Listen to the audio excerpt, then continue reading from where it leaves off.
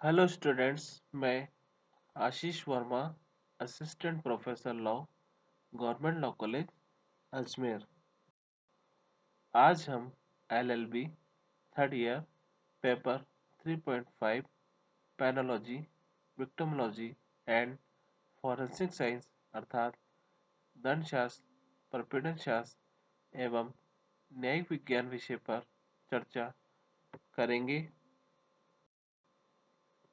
पैनोलॉजी अर्थात दंडशास्त्र, विक्टिमोलॉजी अर्थात प्रपीड़न शास्त्र, फॉरेंसिक साइंस अर्थात न्यायिक विज्ञान के विभिन्न प्रावधानों पर हमारे द्वारा इस विषय के अंतर्गत चर्चा की जानी है। पेनोलॉजी अर्थात दंडशास्त्र के अंतर्गत आज हम कैपिटल पनिशमेंट के प्रावधानों पर चर्चा करेंगे।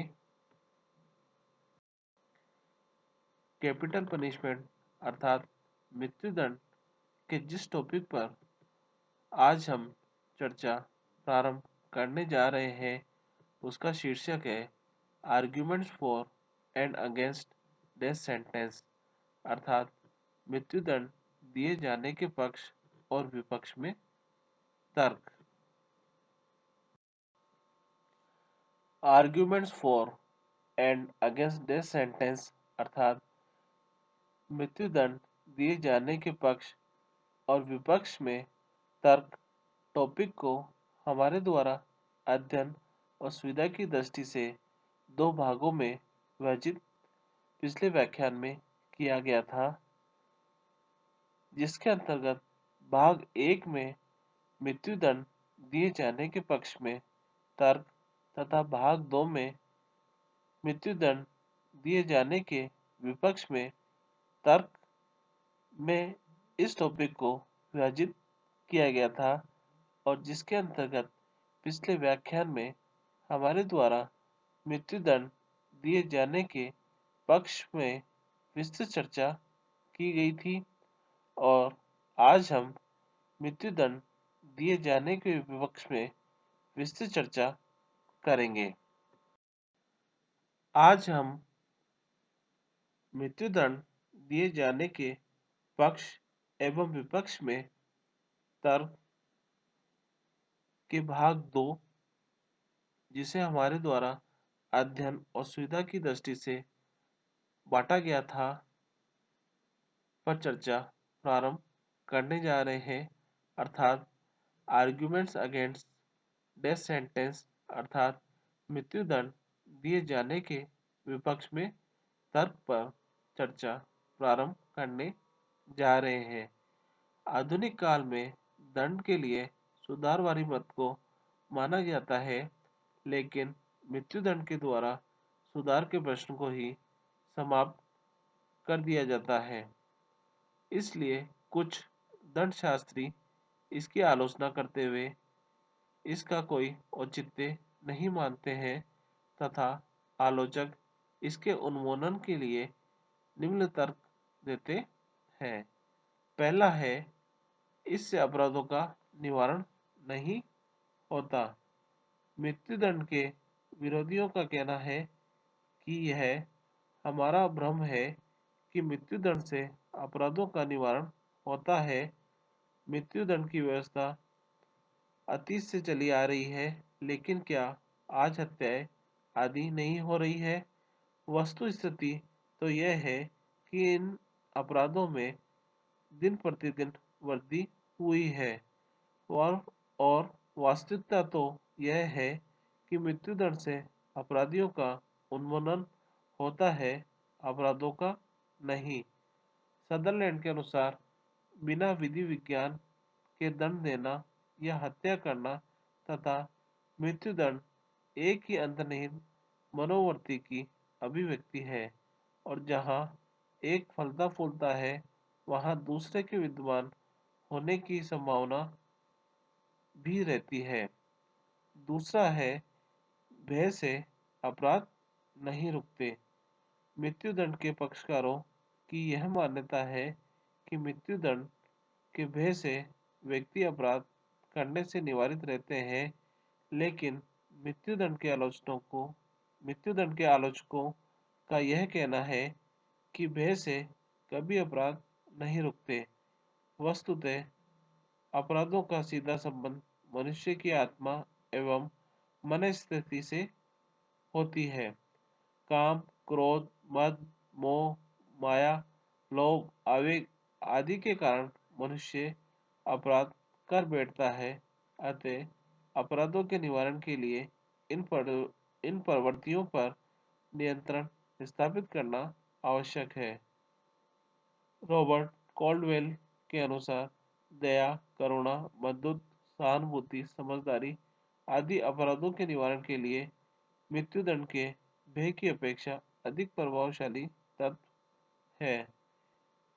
इसका एक सुंदर सा उदाहरण हमें इंग्लैंड में आयोजित होने वाले फांसी के उत्सवों का मिलता है, जिसमें कहा गया है कि इंग्लैंड में मृत्युदंड फांसी उत्सव के रूप में किया जाता था और ऐसे उत्सवों में आने वाले दर्शकों की जेबें भी कट जाया करती थी। इससे यह स्पष्ट होता है कि भय अपराधों के निवारण का उपाय नहीं है। तीसरा है, मृत्युदंड से अपराधियों का वंश समाप्त नहीं होता। यह विचारधारा बिल्कुल भ्रामक है कि अपराधियों के वंश को समाप्त करने के लिए मृत्युदंड आवश्यक है। वस्तुस्थिति यह है कि अपराधी जन्मजात नहीं होते। मनुष्य को अपराधी तो परिस्थितियां बना देती है। आज तक ऐसा उदाहरण देखने में नहीं मिलता कि किसी परिवार के सारे ही सदस्य अपराधी रहे हों। इसके विपरीत ऐसे उदाहरण देखने को मिलते हैं कि जहां पिता अपराधी है तो पुत्र आदर्शवान रहा है, तथा पुत्र अपराधी है तो पिता नेक व्यक्ति रहा है। वास्तविकता यह है कि अपराधी परिस्थितियों की उपज है। अतः अपराधों के निवारण के लिए इन परिस्थितियों का उन्मूलन किया जाना आवश्यक है। चौथा है, अपराधी में सुधार की संभावनाएं कभी समाप्त नहीं होती, अर्थात अपराधी में भी सुधार संभव है। यह मान्यता दोषपूर्ण है कि हत्यारा समाज के लिए धब्बा है जिसे धोकर साफ कर देना चाहिए, तथा हत्यारे को सुधारा नहीं जा सकता, इसलिए उसे समाज से बिल्कुल हटा देना चाहिए। परंतु ये बात भी सर्वविदित है कि अपराध के पीछे अनेक परिस्थितियां होती है जो उसे ऐसे मोड़ पर ले जाकर खड़ा कर देती है जहां उसके पास अपराध के सिवाय अन्य कोई चारा नहीं रह जाता। इसके अलावा जो अभ्यस्त अपराधी होते हैं वे अक्सर कानून के पकड़ में नहीं आते। अतः साधारणतया वह ही व्यक्ति पकड़ में आ जाते हैं जिन्होंने उत्तेजना में अपराध कारित किया हो, तथा उनको यदि मौका दिया जाए तो वे उस अपराध के लिए प्रायश्चित स्वरूप दंड भोगने को तैयार रहते हैं। पांचवा, कानून व्यवस्था बनाए रखने के लिए आवश्यक नहीं। कानून की दृष्टि से भी मृत्युदंड की सजा समाज के लिए आवश्यक नहीं है। अधिकांशतः कानून अत्यंत ही जटिल होते हैं जिनका अध्ययन करने में कठिनाइयाँ आती है।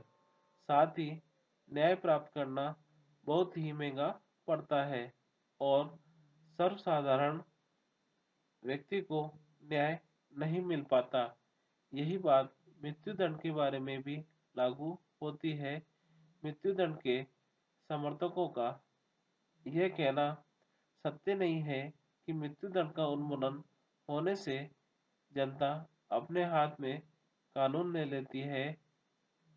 जिन देशों में मृत्युदंड का उन्मूलन हुआ है वहाँ की जनता ने अपने हाथ में कानून नहीं लिया है, उनने ही हत्या अधिक होने की घटनाओं में वृद्धि हुई है। अतः मृत्युदंड का उन्मूलन कर दिया जाना चाहिए। छठा है, मृत्युदंड समाज के केवल निर्धन वर्ग के लोगों के लिए ही होता है। सीएम अब्राहम के विचार है कि मृत्युदंड अधिकांश से समाज के निर्धन वर्ग के लोगों के लिए ही होता है। एक निर्धन आदमी न्याय के पंजे से अपने को बचाने के लिए न तो सामर्थ्य रखता है और न ही योग्यता। ऐसे मामले नाम मात्र मिलेंगे जिनमें किसी धनी अथवा सफेदपोश अपराधी को मृत्युदंड मिला हो। बेंथम की मान्यता है कि धनी लोग न्याय को खरीद लेते हैं, जो इसका मूल्य नहीं चुका पाते वे न्याय से वंचित रह जाते हैं। सातवां है, मृत्युदंड परिजनों के लिए संकट उत्पन्न करता है। मृत्युदंड में मृत्यु तो अपराधी की होती है, किंतु उसका दंड परिवार के सदस्यों को भोगना पड़ता है। ये अवस्था विशेषकर उस समय होती है जबकि मृत्युदंड से दंडित व्यक्ति ही अपने परिवार का एकमात्र सहारा हो। ऐसे व्यक्ति को मृत्युदंड मिलने से परिवार के सदस्य रोटी के टुकड़े को तरस जाते हैं। इससे समाज में दुख और अनैतिकता का वातावरण बनता है, जिसे न्याय की देवी अपनी आंखों पर काली पट्टी बंधी होने से देख नहीं सकती। कभी कभी इस व्यवस्था से करे कोई और भरे कोई वाली कहावत चरितार्थ होने लगती है। आठवां है, अधिक सुखद नहीं। कारावास की अपेक्षा मृत्युदंड अधिक सुखद भी नहीं है। प्राण सभी को सर्वाधिक प्रिय होते हैं और कोई भी उन्हें सरलता से और स्वेच्छा से देना नहीं चाहता। मरते दम तक वह अपने प्राणों की रक्षा करना चाहता है। अधिकांश से ऐसा पाया गया है कि व्यक्ति धन संपदा ऐशो आराम इज्जत आदि सब छोड़कर भी अपने प्राणों की भीख मांगता है। किसी भी हालत में वह मृत्युदंड अन्य दंडों की अपेक्षा सुखद नहीं है। यदि ऐसा नहीं होता तो देश को उच्चतम न्यायालय द्वारा मृत्यु दंड की पुष्टि कर दिए जाने पर शासनाध्यक्ष से प्राण की रक्षा की प्रार्थना नहीं की जाती। अतः इसका उन्मूलन कर दिया जाना चाहिए। नौवां, कम खर्चीला नहीं। मृत्युदंड अन्य दंडों की अपेक्षा कम खर्चीला भी नहीं है। वैसे प्राणों का मूल्यांकन खर्च के रूप में धन से करना भी व्यर्थ है। इसके दो कारण हैं। पहला, यह कि धन व्यक्ति के लिए है, व्यक्ति धन के लिए नहीं। अतः धन की बचत के लिए व्यक्ति को मृत्युदंड देना भी किसी भी दृष्टि से बुद्धिमानी नहीं कहा जा सकता। मृत्यु दंडादेश पारित होने में वर्षों लग जाते हैं और तत्समय अपराधी पे हुआ वे मृत्यु के साथ साथ व्यर्थ हो जाता है। दूसरा, यह कि अपराधी को कारावास की सजा देकर उनसे कारावास में उत्पादन कार्य भी करवाए जा सकते हैं। इससे राज्य को तो आय होगी ही, साथ ही अपराधी अपने परिवार की सहायता भी कर सकता है और कारागार से एक अच्छा नागरिक बनकर निकल सकता है। इस प्रकार आर्थिक दृष्टिकोण से भी मृत्युदंड का उन्मूलन कर दिया जाना चाहिए। 10वां, अन्याय का खतरा। मृत्युदंड में अन्याय होने का खतरा होने की संभावना विद्यमान रहती है। इसका कारण यह है कि गलती या भूल करना मानव का स्वभाव है और भूल या गलती की इतनी बड़ी सजा देना अन्याय है, जिससे अपराधी अपनी गलती के लिए प्रायश्चित न कर सके और साथ ही अपने सुधार का प्रयास भी न कर सके। किसी भी देश की कानूनी प्रक्रिया पर इतना विश्वास नहीं किया जा सकता कि वह प्रत्येक परिस्थिति में मामले में खरी खरी उतरेगी। कभी साक्ष्य संबंधी और कभी प्रक्रिया संबंधी अनियमितता के कारण न्यायालय के निष्कर्ष आवश्यक रूप से गलत साबित किए जा सकते हैं, परंतु उन गलत निष्कर्षों के आधार पर जिस व्यक्ति को मृत्युदंड दे दिया जाता है उसे वापस नहीं दिया जा सकता और न ही इस गलती की क्षतिपूर्ति हो सकती है। इसके लिए मृत्युदंड का उन्मूलन कर दिया जाना चाहिए। 11वां है अमानुषिक कार्य। मृत्युदंड के विपक्ष में तर्क देने का यह मत है कि मृत्युदंड स्वयं अपने आप में अमानुषिक कार्य है। जिस समाज को प्राण देने की शक्ति प्राप्त नहीं है वह किसी के प्राण ले भी नहीं सकता। 12वां है धार्मिक मत मृत्युदंड के विरुद्ध है। इस मत के अनुसार ईश्वर ने प्राण दिए हैं और केवल ईश्वर ही प्राण किसी के ले सकते हैं। मनुष्य या समाज को यह अधिकार प्राप्त नहीं है। गांधी जी ने भी कहा है कि मृत्युदंड अहिंसा के प्रतिकूल है। उनके अनुसार वही व्यक्ति जीवन ले सकता है जो उसे देता है। सभी अपराध हैं सभी अपराध बीमारी है और उनका उसी रूप में उपचार होना चाहिए, जैसे कैंसर, लकवा इत्यादि। जिस प्रकार से बीमार व्यक्ति को समाप्त करने की अपेक्षा उसका उपचार किया जाता है, ठीक उसी प्रकार अपराधी को मृत्युदंड न देकर उसका सुधार किया जाना चाहिए।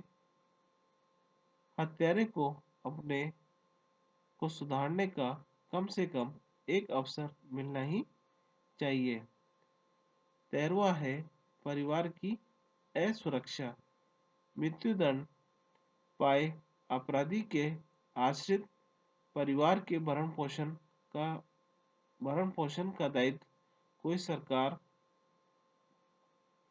या समाज नहीं उठाता है, जिसके परिणाम स्वरूप परिवार के छोटे छोटे बच्चों को जीविका चलाने के लिए विवश होना पड़ता है।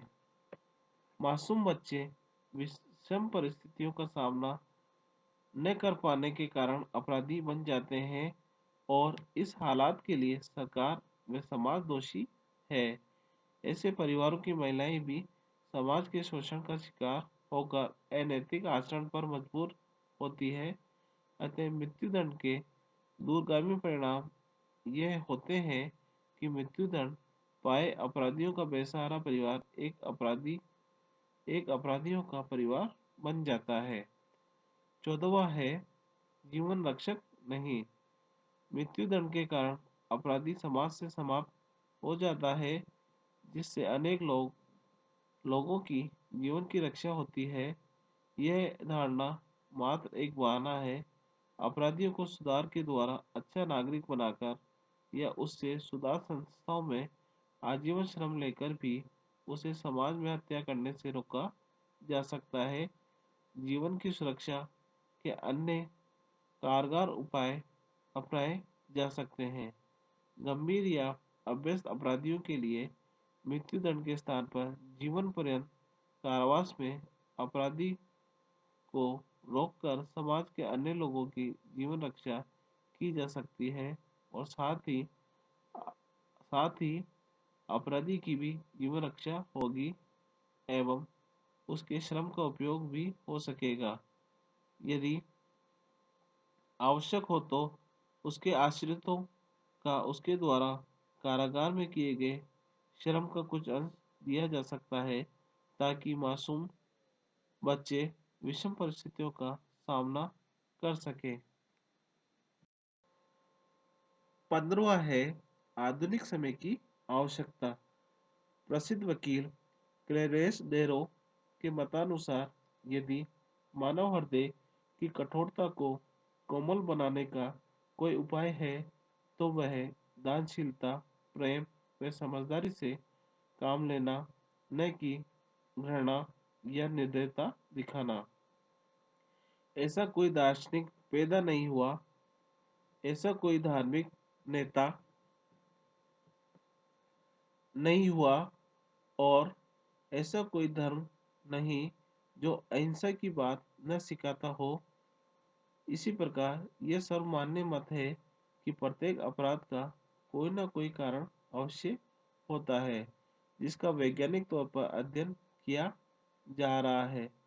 पर हम वकील लोग, कानून शास्त्री उन अपराधियों को जिनको सुधारने की आवश्यकता है, दंड देकर फांसी पर लटकाते चले जा रहे हैं। इसी प्रकार के विचार लिविस ई लावेज ने भी प्रकट किए हैं। उनका कहना है कि यदि व्यक्ति जीवित है तो वह चाहे कैद में 1, 5, 10 या 50 साल ही क्यों न पड़ा रहे, उसका दृष्टिकोण निराशापूर्ण नहीं रहता। यदि कभी आगे चलकर उसका निर्दोष होना सिद्ध हो गया तो क्षतिपूर्ति कुछ तो हो ही सकती है। वह कम से कम बंधन से मुक्त तो हो ही जाएगा। यदि कुछ भी ना मिले तो कम से कम इस वरदान के लिए सदा कृतज्ञ रहेगा कि वह जीवित तो है। 16वां है, मृत्युदंड नैतिक नहीं है। मृत्युदंड दिया जाना नैतिक नहीं बल्कि अनैतिक है, क्योंकि यह एक अमानवीय व बर्बरतापूर्ण कार्य है। राज्य जब किसी व्यक्ति को जीवन नहीं दे सकता तो उसे जीवन लेने का भी हक नहीं होना चाहिए। इसलिए नैतिक आवश्यकता तो मृत्युदंड को समाप्त करके मानव जीवन के प्रति अपनी आस्था प्रकट करने की है।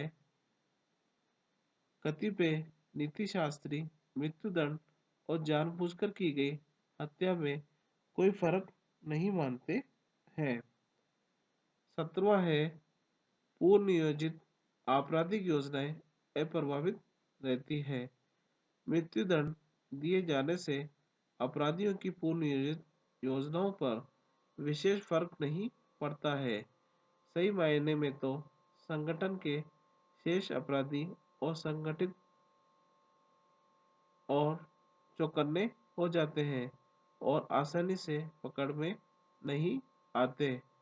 मृत्युदंड का कतिपय अपराधियों पर तो उल्टा असर होता है। जैसे कोई अपराधी समर्पण करना चाहे तो मृत्युदंड के भय और गंभीर दंड के भय से ऐसा नहीं कर पाता और वह आपराधिक आचरण के लिए मजबूर हो जाता है।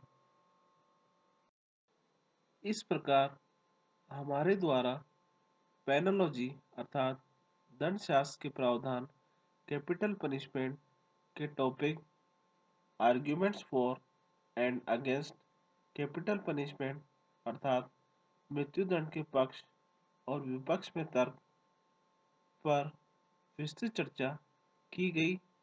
पिछले व्याख्यान में हमारे द्वारा मृत्युदंड के पक्ष में विस्तृत चर्चा की गई थी और आज के व्याख्यान में हमारे द्वारा मृत्युदंड के विपक्ष में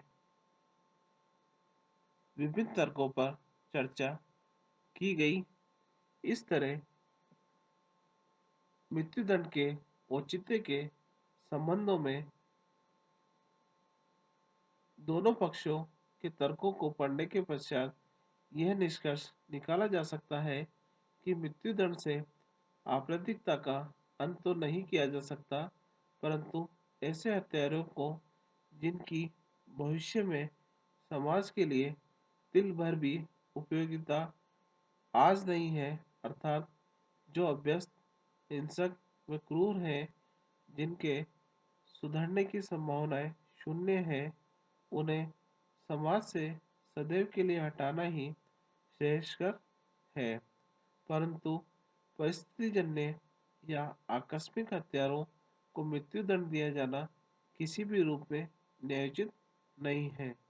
ऐसे व्यक्ति सुधर सकते हैं तथा समाज व देश के लिए उपयोगी नागरिक बन सकते हैं।